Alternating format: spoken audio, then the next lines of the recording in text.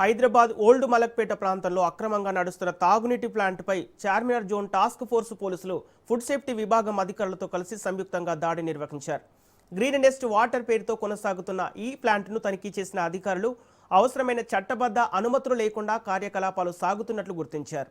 అంతేకాకుండా పరిశుభ్రత లేకుండా అనారోగ్యకర పరిస్థితిలో తాగునీరు తయారు చేస్తున్నట్లు బయటపడింది. ప్రజల ఆరోగ్యానికి ముప్పు కలిగించే విధంగా నీటి ఉత్పత్తి జరుగుతుండడంపై అధికారులు ఆందోళన వ్యక్తం చేశారు. ఈ ప్లాంట్ చాదరిగట్టు పోలీస్ స్టేషన్ పరిధిలో ఉండగా సంబంధిత కేసు నమోదు చేసి తదుపరి చర్యలు చేపడుతున్నట్టు తెలిపారు. అక్రమంగా నడిచే ఇలాంటి నీటి ప్లాంట్లపై కఠిన చర్యలు కొనసాగుతాయని అధికారులు హెచ్చరిస్తున్నారు.